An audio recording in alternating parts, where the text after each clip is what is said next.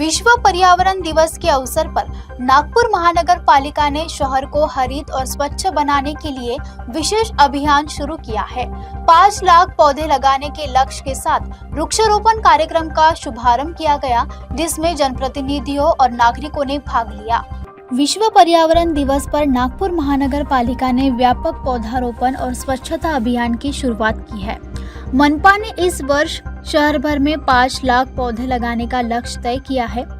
5 से 21 जून तक चलने वाले इस विशेष अभियान के तहत पौधारोपण, झील सफाई, ई वेस्ट संकलन और स्वच्छता गतिविधियां आयोजित की गई है। शहर के विभिन्न क्षेत्रों में सांसदों, विधायकों और जनप्रतिनिधियों की मौजूदगी में पौधे लगाए गए।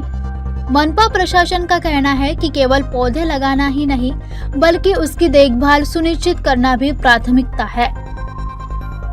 इसके लिए सभी पौधों की जियो टैगिंग की जाएगी और उनकी जिम्मेदारियां संस्थाओं तथा नागरिकों को सौंपी जाएगी।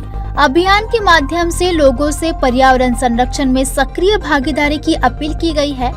इस वक्त महापौर नीता ठाकरे ने कहा कि आज विश्व पर्यावरण दिवस के अवसर पर नागपुर महानगर पालिका ने 5 लाख पौधे लगाने का संकल्प लिया है। आज जागतिक पर्यावरण दिवस आहे, आपल्याला सर्वांना माहिती आहे।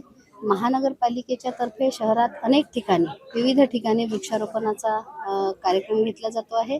आज घडीला अगदी सगळेच्या सगळे वृक्ष आपण लावणार असं नाही, 5 लाख वृक्ष लावण्याचा महानगरपालिकेचा मानस आहे, म्हणजे निश्चित ठरलेला आहे। त्यातली सुरुवात सिंबॉलिक पद्धतीने आजच्या दिवशी होते आहे। आजच्या या कार्यक्रमाला माननीय अध्यक्ष दयाशंकर तिवारी, अनिलजी सोले, संजयजी भेंडे, माननीय आमदार रितेशजी गावंडे, सर्व नगरसेवक, संदीपजी गवई, सगळे नगरसेवक आणि सर्व पदाधिकारी आणि सामान्य सगळे लोक सुद्धा या ठिकाणी वृक्षारोपणाला एकत्रित आलेले आहे।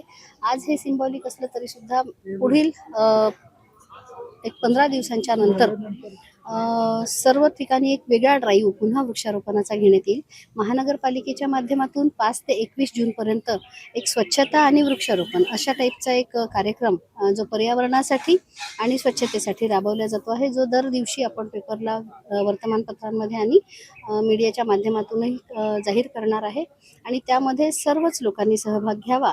महानगरपालिकेसोबत सर्वांनी, जसं एक दिवस लेक सफाई आहे, एक दिवस ई वेस्ट जमा करण्याचा आहे, असे अनेक 15 उपक्रम, 10 ते 15 उपक्रम या 15 दिवसांमध्ये आहे। या सर्व गोष्टींमध्ये सर्व जनतेने भाग घ्यावा आणि लोकसहभागातून आणि महानगरपालिकेच्या माध्यमातून हे सगळं पूर्ण व्हावं अशी अपेक्षा आहे।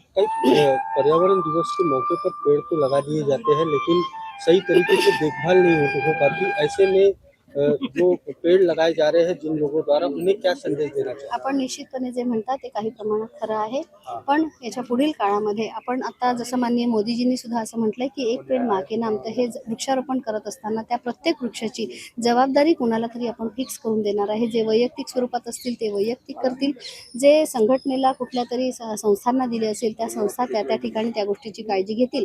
शिवाय महानगरपालिकेच्या माध्यमातून या सर्व वृक्षांचं जे आपण लावतोय त्या सर्व वृक्षांचं जिओ टॅगिंग सुद्धा करण्यात येणार आहे, त्याच्यामुळे त्याची नेमकी माहिती मिळणार आहे। आणि महानगरपालिकेमध्ये खरं म्हणजे हरित जे असतील त्याच्यावर टॅक्स मध्ये आपण रिबीट देत असतो, खरं पाहिलं तर 5%। त्याही गोष्टीचा एक वेळा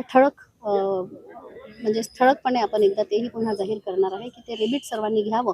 आणि समजा ते रिबीट घेत नसेल याचा अर्थ त्यांनी झाडांच्या संदर्भाने तशा प्रकारचं काम केलेलं नाहीये, तर त्यावर शास्ती लावण्यात येऊ शकते का, या संदर्भाने सुद्धा महानगरपालिकेच्या मार्फत कमिशनर साहेबांसोबत बसून चर्चा करण्याचं ठरवलं। नागपुर महानगर पालिका का यह अभियान केवल वृक्षारोपण तक सीमित नहीं है, बल्कि पर्यावरण संरक्षण को जन आंदोलन बनाने की पहल भी है।